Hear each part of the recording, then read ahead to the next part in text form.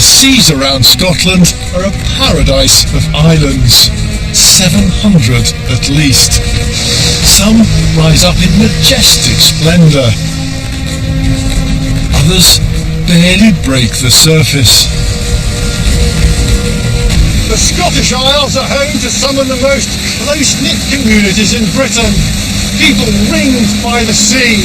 It's their provider, their adversary, and their inspiration. Our journey will explore the lifestyles forged by this extraordinary land and seascape. On Shetland, Miranda goes potty over ponies. These are miniatures. Tessa Dunlop delves into the secrets of life in the deep. What is that? It's got purple legs. At Fingal's Cave, Hermione seeks out the inspiration behind a world-famous melody. Neil discovers how a disaster at sea broke the heart of an entire island. The clock stopped. The world changed. And I'm unravelling Harris Tweed, handmade by foot. This is Coast.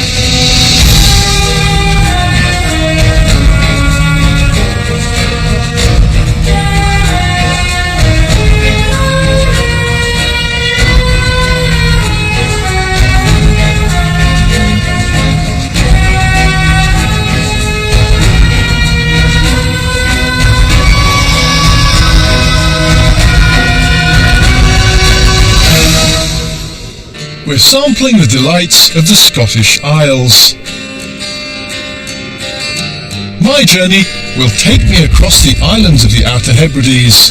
I'll be heading for Port of Ness, but I begin in the south on Eriskay.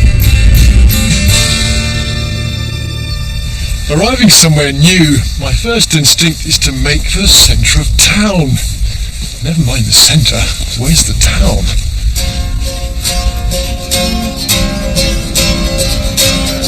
There are just 100 or so islanders, but they're spread over 6 square miles. With so much space to do their own thing, I'm keen to know what binds Eriskay people together.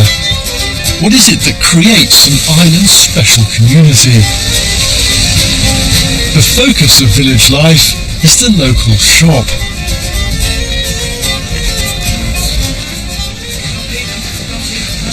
This is a real Aladdin's cave. The islanders run the shop themselves to suit their needs. Wooden clothes pegs? Yes. I didn't know those are still available. Special socks for Wellington boots? Yes. Does it rain here? Oh, not really. This isn't just the only shop on Eriskay, it's the post office too. Hello. Hello. Are you Patrick? I am Patrick, How do you? I'm Nick. Can I come round the back? You can indeed, yes. Hello there. Yeah, hello. I couldn't help noting, Patrick, are these all your customers on the island, the people you deliver letters to? That's all the customers on the island, yes. You've got them labelled by all their Christian names. Oh, labelled by name, yes. Yeah. Yes. Most of the other post offices, they go by their numbers. Yeah. No, but I just go by name and that's it, so... You must know the island better than anybody. Would you take me for a spin? I will indeed, yes. How many jokes do you have to put up with about Postman Pat, given your name's Patrick? Quite a few, actually, quite a few. What were you doing before you were Eriskay's postie? Well, I was actually 15 and a half when I left home and went to sea, into the Merchant Navy. I did that for 20 years, but every time I was coming home, it was getting harder to go away. So I became the postman, and 20 years later, I'm still here. There's something about the islands out here that really draw you back. Strong ties bind people to this place, and the islanders aren't the only ones drawn back here. There's another group of regular returners, offshore. Permission to board. I'm Nick. Hi, I'm Ben. My guide's Ben Wilson. For over 10 years, Ben's been following a family of bottlenose dolphins who've shown up every summer. I'm hoping they haven't changed their plans this year.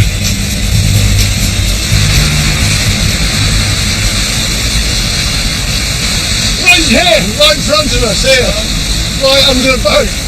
There's a small community of animals. It's about 12 individuals, we reckon. Ben and his colleagues want to know what it is that brings the dolphins back here. In the summer, we tend to find them within about 10 kilometres of this spot. There's definitely a food supply that's keeping them here. Where they go in the winter, don't really know, so I guess that's the jigsaw we've got to sort out. Shared experience and fun keep communities together, at sea and on land. I've been invited to the social event of the year. The golden wedding anniversary of Roddy and Peggy McInnes, islanders born and bred, who are having a ceilidh. It looks like everyone on Eriskay's turned out tonight.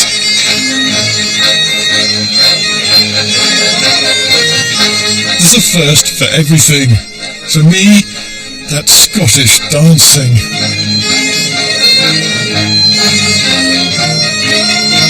I've never needed a map so badly.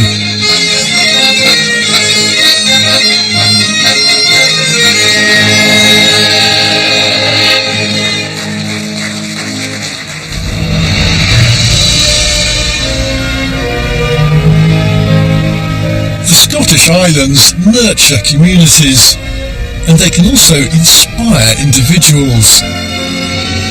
Around 40 miles southeast of Eriskay, there's a tiny lump of rock with a grand musical reputation, Staffa. Hermione is on her way to the island to explore its inspirational sound. For centuries, Staffa has been a place of pilgrimage for scientists, painters and musicians. Undoubtedly, the most famous composer to come to Staffa was this man, Felix Mendelssohn. Inspired by his visit here in 1829, Mendelssohn wrote the Hebrides Overture, also known as Fingal's Cave. For nearly 200 years, this music has been associated with this island, or more exactly, this cave. I'm here with musician Shona Aiken, who's packed her violin, and David Sharp, an acoustics expert from the Open University, who's brought his microphones. We're going to investigate the musical qualities of an awesome natural wonder.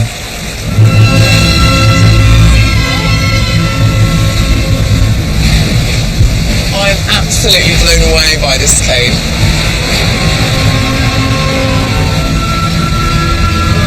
Just can't help thinking about what Mendelssohn would have thought, seeing this for the first time. It is truly inspiring. Its Gaelic name, Uavbeen, means melodious cave, so called after the musical sounds the cave produces as the waves rush in.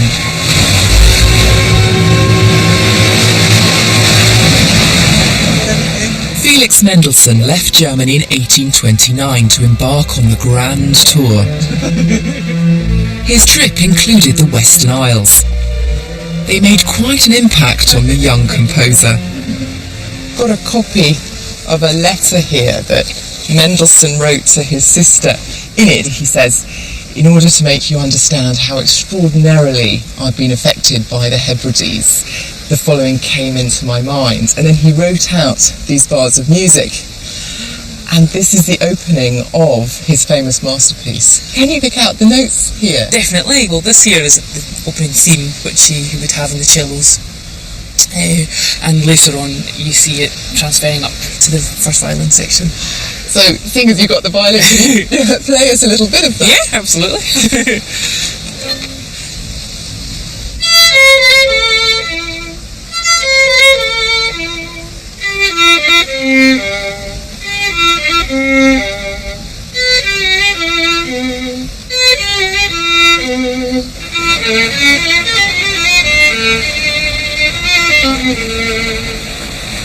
When Mendelssohn's overture was first performed, it was called the Isles of Fingal. It's better known today as Fingal's Cave. So what is it about the cave that is so inspiring? David Sharp, our acoustics expert, is preparing to test the cave's musical quality, armed with his microphone. And Shona Aitken is tuning up. She's our one-woman orchestra. My bow was flattening itself and fingers are sliding all over the place, but that's alright. Fingal's Cave is often described as a natural concert hall. But how do the acoustics compare with a modern auditorium? The sound is so different as you just come through the mouth of the cave to where we are here. It just completely changes. It's so reverberant in here, isn't it? It's just so echoey. Maybe that's the musical secret of this chamber, its reverberation. So that's what David's going to measure. And how is the gun going to help us measure reverberation? Okay, well, the thing about a gun is that the gunshot is a very high energy burst of sound. So we get the initial burst of sound and then we get sort of reflected sound, reverberating sound, dying away slowly afterwards, and we're going to measure that. So my job is to fire the gun? Don't forget your ear defenders. No, thank you. Okay.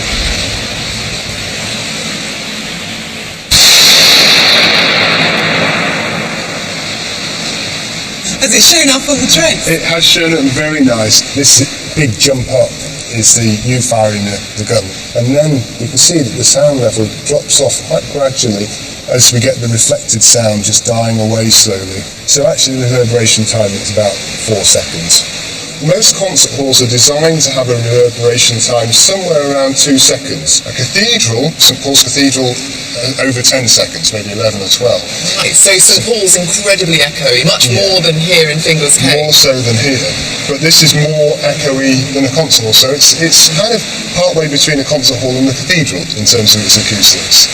Now that you know the cave has a reverberation time of 4 seconds, do you think that gives you an insight into how this place inspired Mendelssohn? I think it does actually. I mean, it's the waves that inspired him, and it's this 4 second reverberation time which is one of the main factors in causing this change to the sound of the waves.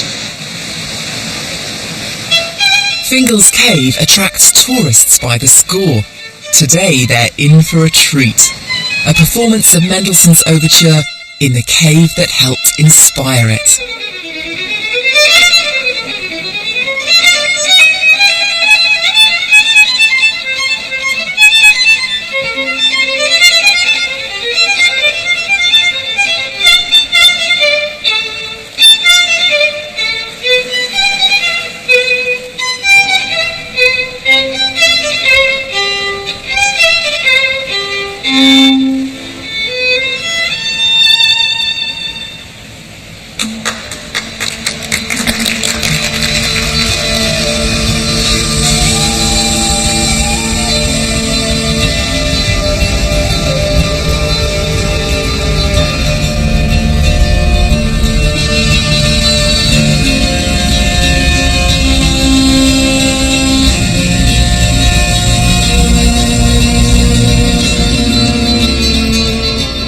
Continuing my journey north along the Outer Hebrides to the island of Benbecula.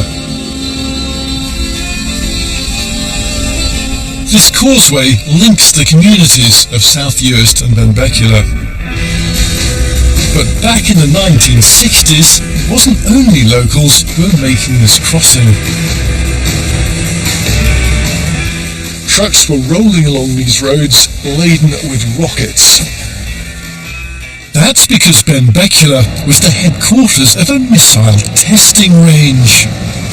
It was the height of the Cold War, and Britain was desperate to keep up with the nuclear arms race.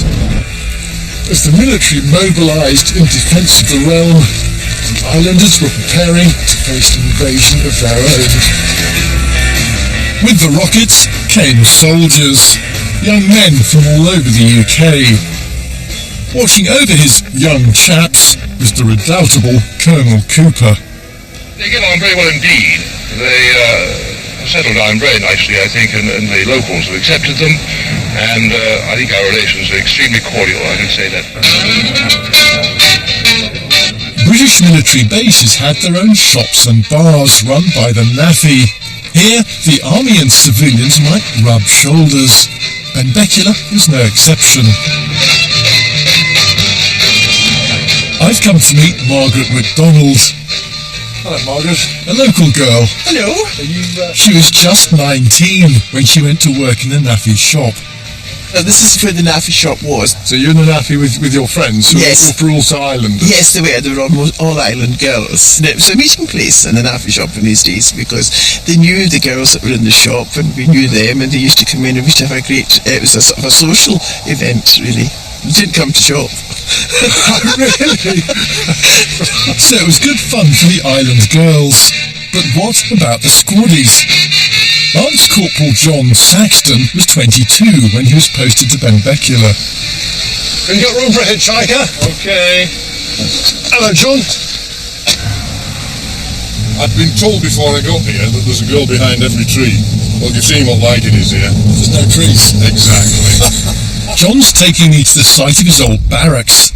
It must have been the floodgate opening for the girls up here, because if you've only got a very small community and then you get 300 fellas coming in, it's heaven for somebody. It was really good. It was a very good social life, and they had lots of dances on the actual camp itself in the NAFI, and that's when I remember that the buses, the green buses, going round the villages in North Uist and picking up local girls and taking them to the army camp. Jiving and twisting and things like that in those days. So if you went to the local dances, it was a hop. It was one of these things that had a single fella sat on a chair playing the accordion. And out of the hundreds of men who poured into that NAFI, did you meet anyone special? I did. He was in the Royal Singles here. He had come in from Germany. Oh, I met the wife up here. I met him in the NAFI, I think. And I was one of the dancers and a spider over, but that'll do me fine. I think it was the NAFI. Can't remember where you met your husband. This is me on my wedding day in 1969. Photograph, the wedding photograph. I can see why you went to John. Handsome man, eh? John and Margaret married. Then John was posted to Cyprus. But for Margaret, the Mediterranean was no match for Benbecula. The pull of the island community was just too strong to resist. When John left the army, they came home.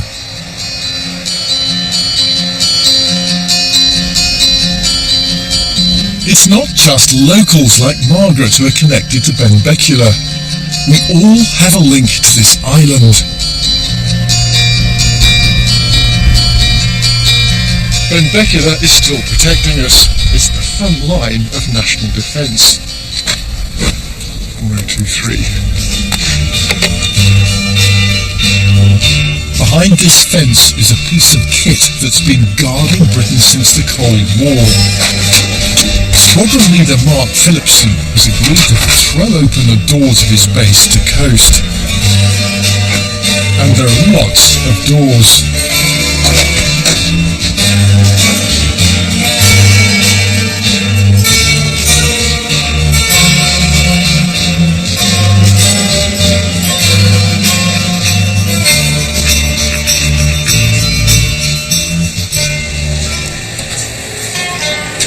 Wow!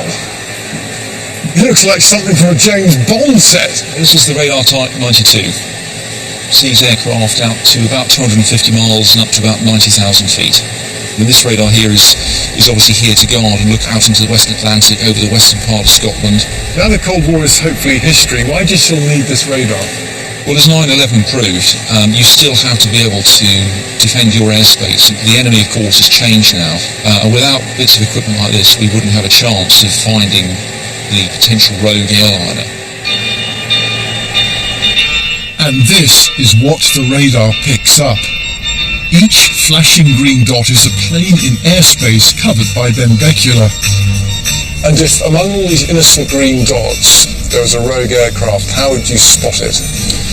By elimination, because we have to maintain awareness on what all of them are. So if we find something that we can't correlate or resolve, then by default that has to be a problem. In the Battle of Britain, you picked up a phone and said scramble, but what would you do if you found a rogue aircraft? We pass it up the chain, and if they really don't like it, then that's exactly what we do. We pick up a phone and say scramble, and the fighters get airborne. So actually, not a lot has changed.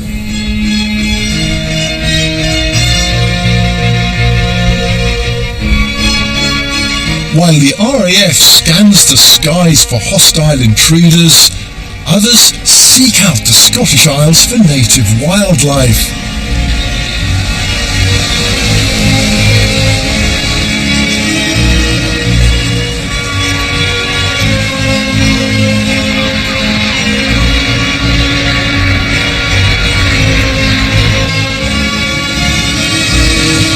One of the most enchanting and elusive animals can be found on Shetland.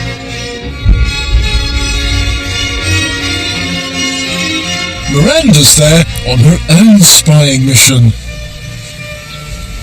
I'm on the hunt for an animal that I've only seen a couple of times in the wild before, and here in Shetland is one of the very best places to find them. I'm looking for otters. Around 1 in 10 of the UK's otter population lives on Shetland, but that doesn't make them easy to find. John Campbell is a full-time otter spotter. He's taking me to a bay where he's seen a family of these shy creatures. Fingers crossed, but the weather isn't helping. Well, we can hear one of them squeaking, so we know they're out there, but it's just so misty, we just can't see them, but hopefully you hear that squeaking. If we listen to those calls, that's them communicating with each other, the cubs trying to find the mother.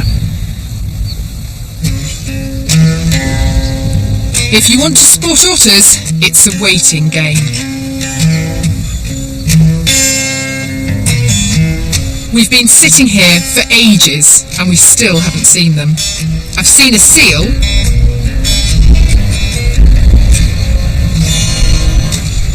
and the midges are biting, but no otters. To cap it all, it's raining. You'd think these watery beasts would be happy in the rain, but they're not. If they've been fishing in the sea for half an hour or so, they get chilled and they like to come ashore, get themselves dry, get themselves warmed up again.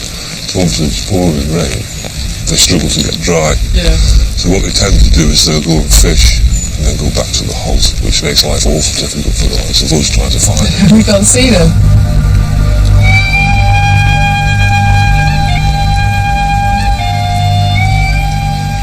At last, our patience is rewarded. And we've got a couple of cubs just playing in the water in front of us. It's just beautiful. They're completely oblivious to the fact that we're watching them, and they're just doing what kids do, just playing and rolling around each other and just look really happy and very relaxed. It's really special. There's one more member of the family who makes an appearance. It's a male otter. It must be Dad. You never know where they're going to pop up, what they're going to do next, and that for me is the excitement of seeing wild otters. I've watched wild otters for the last 35, 40 years, and every time it's a buzz. Yeah. I absolutely love it.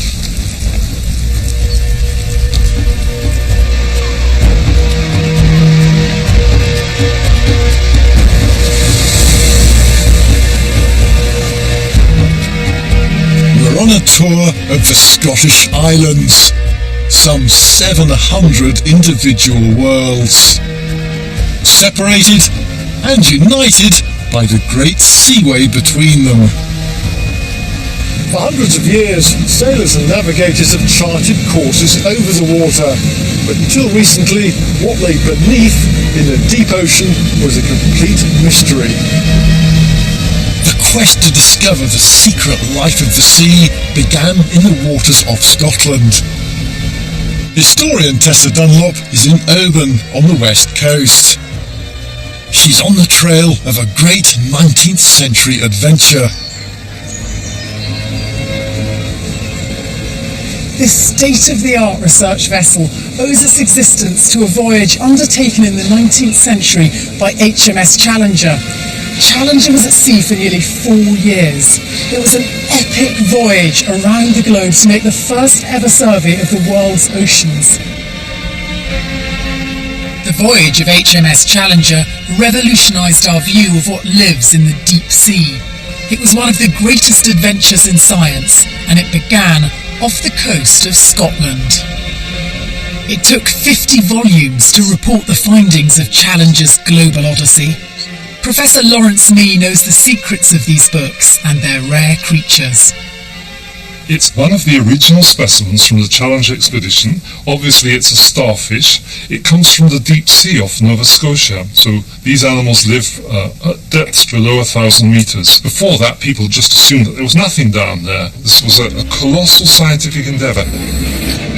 The brains behind the Challenger expedition was a brilliant Scottish scientist, Charles Wyville Thomson. Hi, Layla. Hi, good morning. People used to think the deep ocean was a barren, dead zone. Wyville Thomson thought otherwise. He set out to find proof of life below. In 1868, Thomson began his search in Scottish seas. Wyville Thomson was actually based at the University of Edinburgh up here in Scotland. He persuaded the Admiralty to lend him a small ship, which set off and studied the region between the Faroes and the Scottish coast.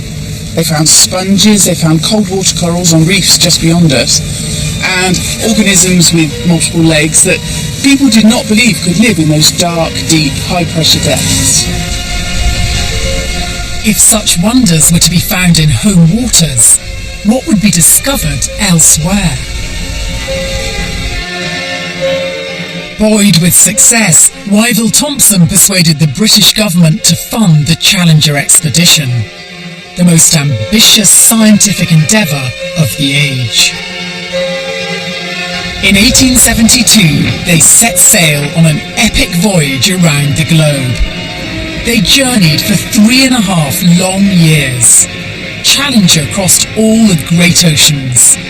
They travelled as far as the Antarctic, zigzagging their way across the Atlantic, before finally returning home. Everywhere they went, they took samples and looked for new creatures. The Challenger was also the first official expedition to have a photographer. They captured images of new cultures around the world, all on photographic plates. The people, their costumes, their traditions were all recorded for the first time photographically. They took the first ever photo of an Antarctic iceberg. This is a rare image of a warrior from the Philippines. The Challenger revealed a world never seen before, above and below the waves. This is a dredge. It's very similar to the one used on the Challenger, and it's used for collecting animals that live on the seabed. We can use similar dredges to this even in the very deep ocean, thousands of meters deep. That is chock full, isn't it? It is. It's mainly mud, stones, old shells, but there will be some animals mixed in with it. What is that? It's got purple legs. I think that looks like a hermit crab. Yes. Little spider crab here. It's always exciting, you never know what you're going to find. And of course, if you're doing this in deep water, you can find species that no one's ever seen before. Which is exactly what they were doing on the Challenger. They were sampling down to over 5,000 metres depth, so they were catching things that no one had ever seen in human history. And now today, how many species do we know of? There may be somewhere in the region of 1.5 million species in the oceans, most of which we haven't even discovered yet. Once, scientists believed the deep sea was lifeless. Now, thanks to Wyville Thomson, we know the depths are teeming with weird and wonderful creatures. 140 years after the science of oceanography started in Scottish waters, we've still only discovered a small fraction of the secret life of the sea.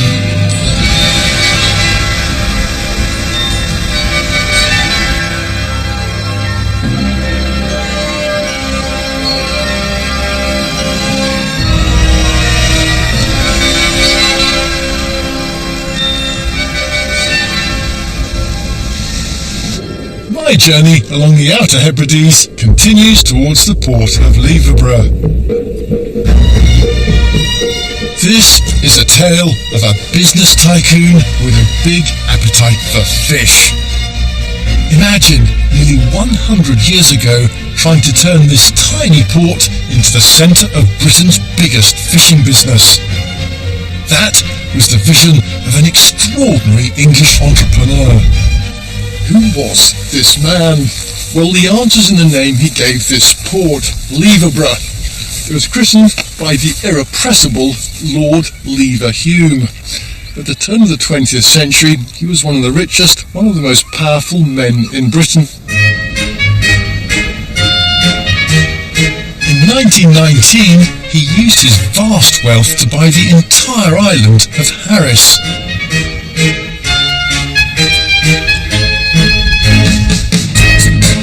Lever had made it big making soap, sunlight soap.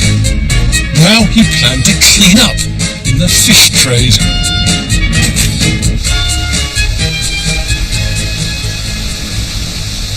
His grand design centred on this little port. Back then it was a town called Ob. He spent a fortune, the equivalent today of £21 million. And yet, some 90 years on, when you look around, there's remarkably little to be seen of Lever's huge investment. What happened to his big fish business?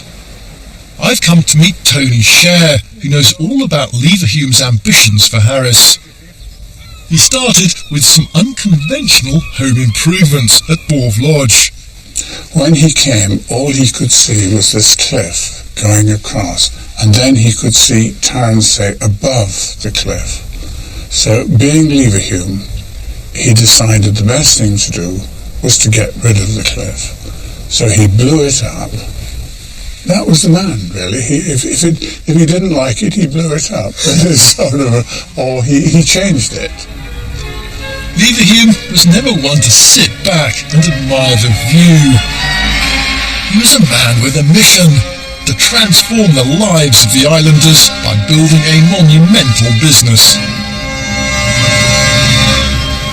His plans were to make Leverburgh into a large fishing port, and he produced a map with this in mind. And all these were the fishing grounds, and everything centred around the port of Leverburgh. He could put up his curing sheds, he could put up his kilns, and to get as many as 10,000 people. 10,000 people living in Leverburgh, yes. In Hebridean terms, that's a city. It is indeed. This was ambition on an epic scale. At the time, Leverburgh's population was less than 200. But Leverhulme was a man of extraordinary vision. He could see a more affluent Britain developing, a busy population demanding better, fresher food. Harris didn't have many people, but it did have a lot of herring. Donald MacLean knows these waters better than most. You got one? Here he comes. He's not very old. Donald, back then, Lord Leverhulme was chasing the herring shoals, That's and right, yes. you know, the catches were absolutely enormous, Yes, weren't they? big catches of herring then, very plentiful. My grandfather worked for Lord Leverhulme. He was a foreman running about the pier when they were building it. My auntie worked there as well. She worked at the herring, salting the herring and curing the herring into barrels. Did that make him quite a popular figure with local people then? Oh, certainly, yes. Leverhulme invested a fortune in the port. He built a new pier, a smokehouse, and a refrigeration plant. On the face of it, a crazy scheme. But Leverhulme was the shrewdest of entrepreneurs. His plan was to control the fish business from sea to shop. To create an outlet for the catch landed at his Scottish port, he bought up 400 fishmongers throughout Britain and called them Mac Fisheries. By 1924, his plan no longer seemed so mad. steam-powered trawlers landed a huge haul of herring, so many that women from the mainland were brought in to help. Leverhulme and Leverborough has success within their grasp. Yet within months, the entire business came crashing down. In 1925, Lord Leverhulme caught pneumonia and died.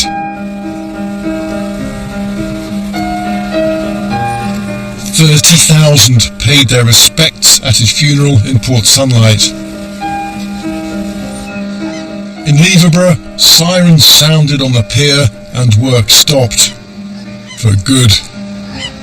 When Leverhulme died, his vision for Harris died with him. Today, there are just a few bleak reminders of his grandiose scheme. What do you think he'd think or say if he saw Leverborough today? He would be an extremely sad man, I think, to see his dream come to naught.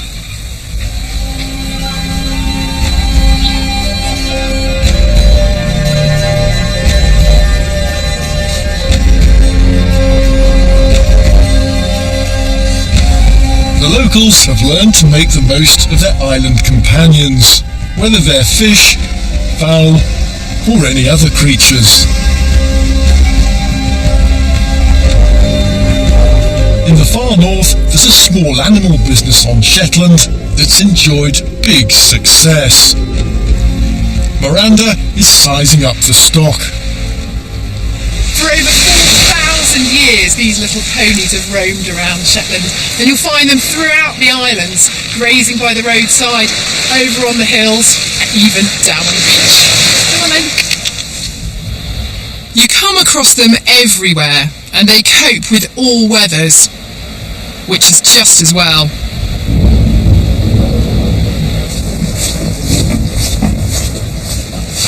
That's a doorbell. Hello? Hi, lovely to meet you. I'm Miranda. That's fine. Hi, you going to get out in the weather? It's a bit rainy out there. Yeah, I'll get my hat. Just hold on a minute. Jim's family have been breeding Shetland ponies here longer than anyone else on the islands. What's that? Great, all dressed for it. Shetland ponies are renowned for their strength and, of course, their size. This is a standard pony, which can be up to 42 inches at the shoulder. And that's a really short one. These are miniatures, and they can be up to 34 inches at the shoulder. So, a show Shetland pony, what are you looking for? And you want a nice head, and I like them slightly dished, which is concave here. They have to have big brown eyes, intelligent and kind. The forelock should have a lot of hair on it. That shaggy look. That's typical right. Shetland look. That's right. And they're renowned for being a very tough breed. Yeah. How tough are they? Well, as far as strength goes, they're the strongest horse for their size in the world. And they don't need to be stabled in the winter time. They're always outside. Even up here when it's even up really here. cold. Well, this is where they live. Yeah. This is their place for them, out in the hills. But they're tough characters. A bit like the islanders here, I would imagine. Oh, no. Tough, very gentle.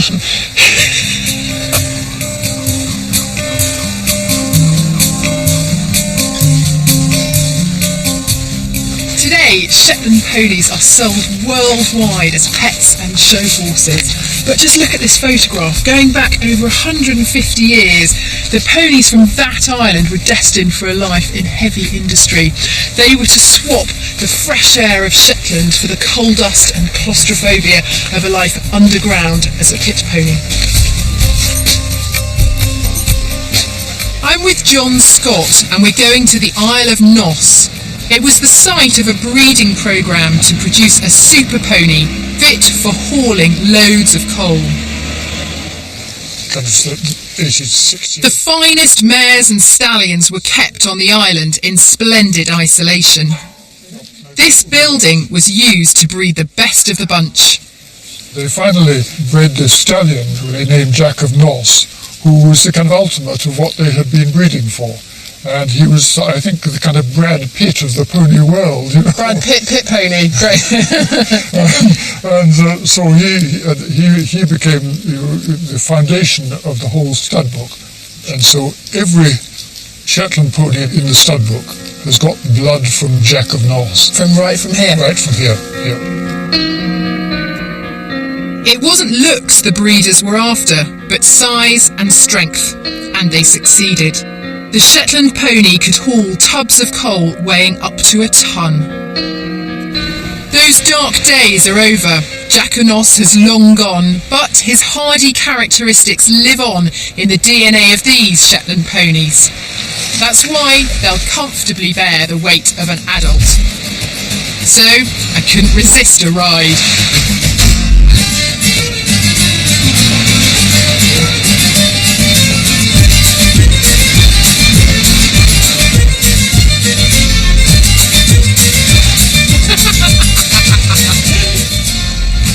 Whoa.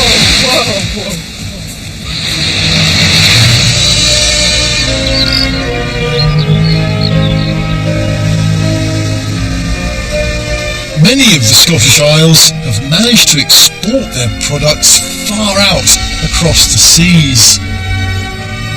The Outer Hebrides can boast their own global brand. That's what's brought me to Tarbert on Paris. This is what I'm after. Harris Tweed. Hello there. Hi there. May I look at your jackets? Yes, of course. Just got some more here.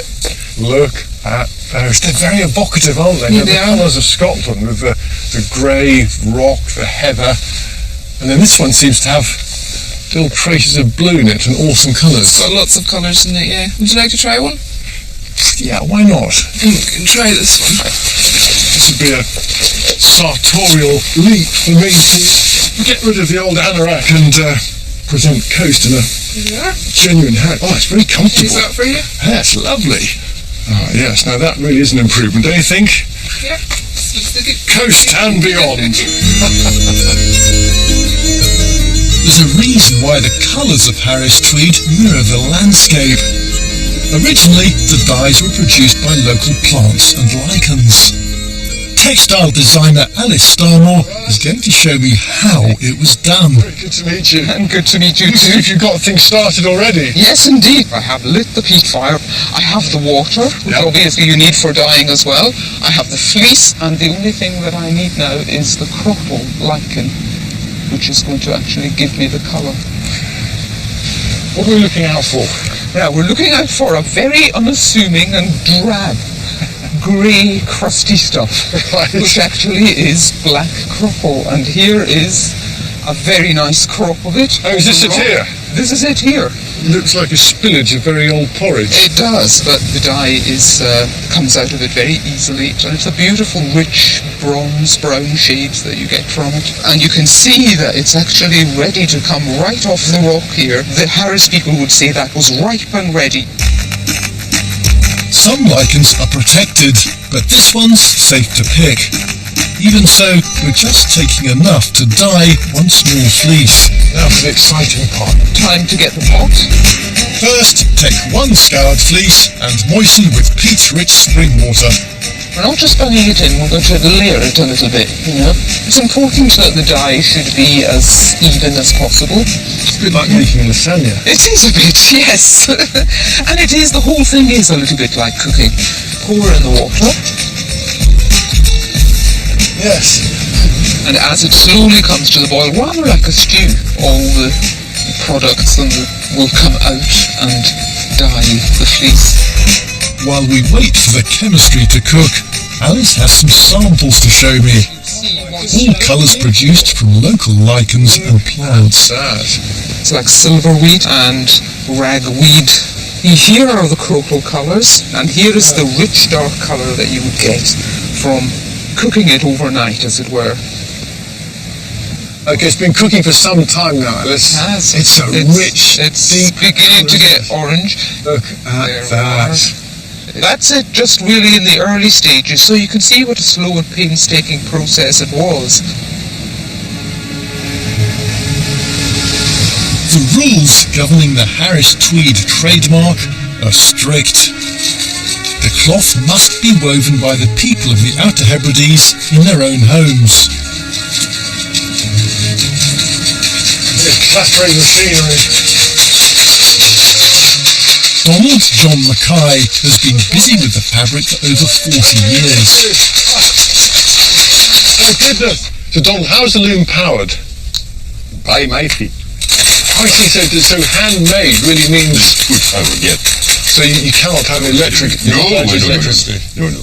What's this roll going to be used for? This is going to Nike. For shoes and bags. Really? Yes. To Nike? Yes. The big... Yeah, the big... Yes. That's incredible, isn't it? Yes. And what about the threads themselves? See, each thread is made up of many, many colours. Isn't it extraordinary? When you look closely, it's a whole rainbow of colours. It comes alive, exactly. It really comes alive. Well, that's Harris Tweed for you.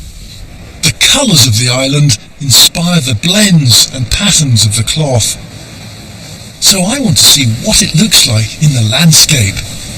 Now, let's have a look, Donald. No. Wow. I can see the yellow of the wild grasses out there coming on the cloth and the heather. And you can see there, the marron grass, which is the lighter one there. The roots, the grass, the darker one down there. There's blue in there too. See the sea beyond.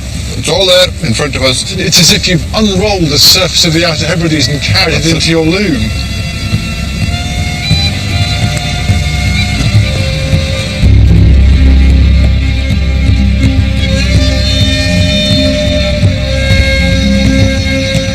Harris is separated from Lewis in name only. They're parts of the same island, separated not by water, but by a range of mountains. Across those peaks on the east coast lies the capital of Lewis, Stornoway. A disaster at sea nearly a century ago shocked this community so much the pain is still raw today. It's a tragic tale, not often told to outsiders, that Neil knows well. In the First World War, half the male population of Lewis served in the armed forces. Many never returned, but some perished cruelly close to home. More than 200 servicemen died in a disaster off the Scottish coast, just days after the Great War ended.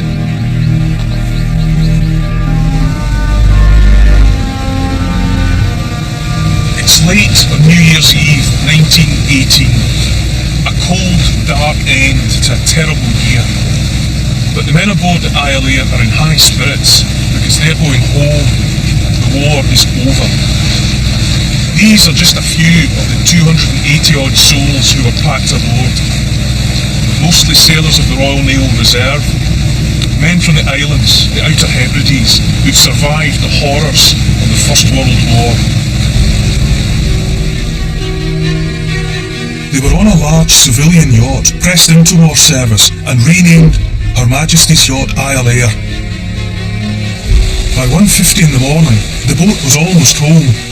The servicemen aboard could see the harbour lights of Stornoway. They knew their loved ones would be lining the quayside at Stornoway, just half a mile away. But most of the men crammed aboard the Islair that night would never see their families again.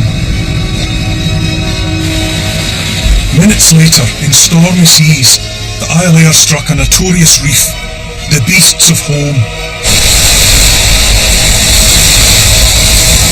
They were only 30 yards from land, but of the 295 men on board, just 80 survived.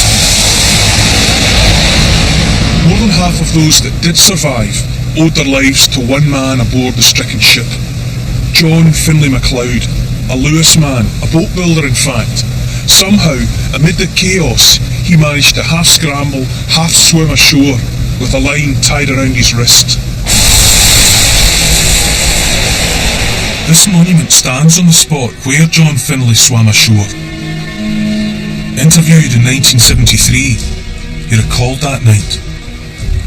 I made for the shore and started hollering to the people aboard to come one by one. I slipped down. There's too much waste on the line between me and the ship. And they heard to me that the two was on the line. And they was too high, you know. I had the lead round there. Smashed the rods there. 40 survivors owed their lives to the courage of John Finlay MacLeod. But 205 men died on that last night of 1918. When dawn finally broke that New Year's Day, the people of Lewis were greeted to a dreadful sight. There's a photograph showing the wreck of the Isle Air. The bulk of her still submerged, and just the mast sticking out. As news of the Isle Air disaster spread, people walked the coastline, looking for relatives. At Sandwich Bay, they found only dozens of bodies. Servicemen returning from the Great War. These Scots didn't die on a foreign field, but in home waters, within sight of safety. Relatives and friends, looking for loved ones, picked their way through the wreckage of the Isle Air, and what they found were toys, presents that fathers never got the chance to give to children.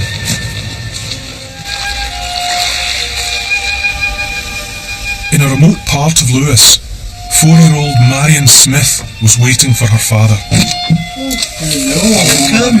Kenneth Smith survived the Great War, but only his suitcase made it back home. In his possessions that they found on the beach, they found this box that we have here. Inside it are ration cards with which they were issued. So that's your dad, Kenneth Smith? Yes. And he should have been on leave from the 30th of December 1918 until the 14th of January Yes. 1919. That made it home and he didn't. What do you remember about your mum on the night when the news arrived at the house? She was sitting down and the neighbours was coming in, and also people whom I didn't know were coming in, and they all hugged her and they all cried, and my grandfather just sat, and I would go over and lean across his knees, and I remember the tears dropping off his cheeks onto the top of my head. I couldn't understand what had happened. The clock stopped and the world changed.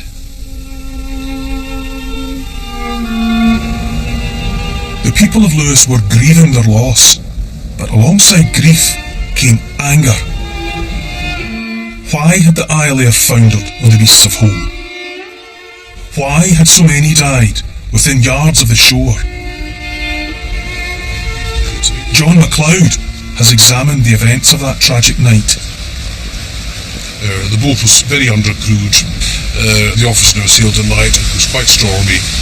They weren't familiar with the waters and they lost their way. I mean, the Isle Air didn't have enough lifeboats, all the men on board. There weren't enough life jackets. It was a disaster waiting to happen.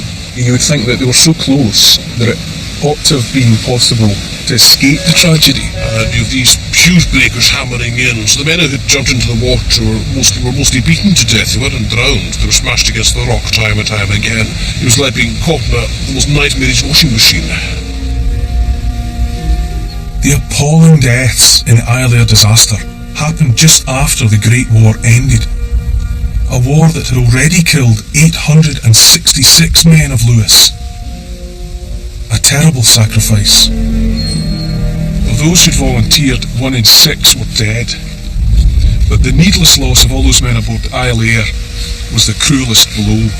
And yet, for many years, the response from Lewis was silence. Because what could anyone say that mattered? And that's why, beyond the islands, the name Isle Air is essentially unknown, because this was a very private tragedy. A Amongst the list of names here, Seaman Kenneth Smith. For his widow Christina, his death and her grief were not something to be shared. Did she ever talk to you about your dad and about what happened? No, she didn't. She never talked about the tragedy at all. I remember that she only wore black. Black, black. If she was baking, she still wore black. And to this day, I remember, I just didn't like the colour, and I still don't. To come so close to coming home, you know, to drown, to die on the doorstep of home. Yes, well, as the song said, these brave men who'd gone so far through the dangers of the war, by the irony of fate, were drowned at home.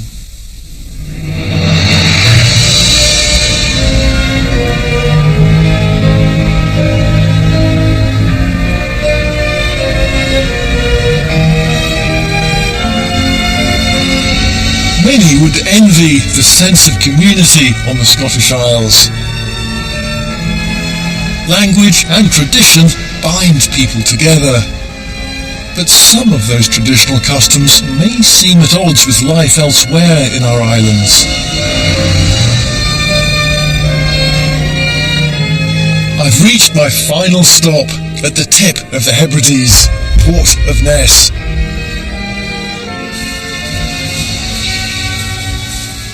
Looks like the end of the line, but this little harbour is actually the point of departure for a group of men who set sail every August.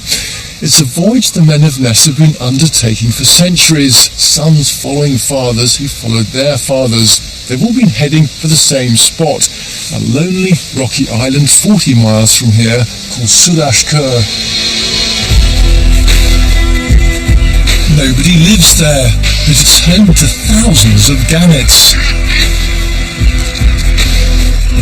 The men of Ness come to Sudashkur to hunt for birds.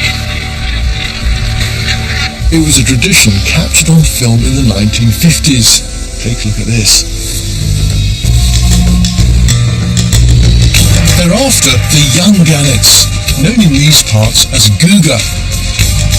The guga hunting season is August, when the chicks are almost fully grown. There's no shortage of people to buy them. Guga is an age-old delicacy in these parts.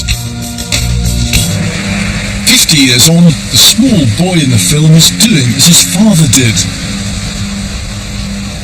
John McFarlane is now the leader of the annual Guga hunt, a time-honoured custom first recorded in 1549. It's a big thing in Ness, our community in this part of the island, up the Badalurus end. If you mention the community of Ness to someone, it's always associated with a Guga hunt, Guga Nisho, which is the Ness gannet. It's a Ness thing. Once, the men of Ness could take as many guga as they could carry, but now they operate under a licence to take no more than 2,000 birds a year. The Scottish Government licenses the hunt, which it's argued is culturally important. The ritual hasn't changed in living memory. We lift them out of the nest with a 10-foot pole, with a clamp at the end, round its neck. I pass it on to the next person behind me, who gives it a walk on the head. From the time I pick it out of the nest to the time it's dead, it's about 3 seconds. We start plugging them, taking the feathers off. The next part is what we call the factory. 2 of the boys actually take the down off the birds by dipping them into the fire. And they're passed on to the next 2 guys, who actually split them open to leave 4 quarters of right prime guga. We then salt them and make a brown pile of them. There's a special way of doing it so that the meat doesn't go off. we built a chute to the bottom of the island. When we're going home, the Dugas go down on the chute. What do you say to people who find the idea of killing wild seabirds distasteful, abhorrent? I don't see any difference between that and going into a supermarket and buying a chicken or a turkey. Those who opposed us going to the island, if they could put a duga and a chicken together, how could you explain to the chicken why it should be killed and the wild duga go free? There's no difference. It's for human consumption. Guga and Guga hunting may not be to everyone's taste, but the annual journey to Sulashgur is a centuries-old tradition, one fiercely defended by the men of Ness and their community. The Outer Hebrides are famously wild, rugged and beautiful. They share a quality that's far less conspicuous. The people I've met have a real sense of community, of belonging, a conviction that their island is truly their home. And that maybe is what it means to be an islander.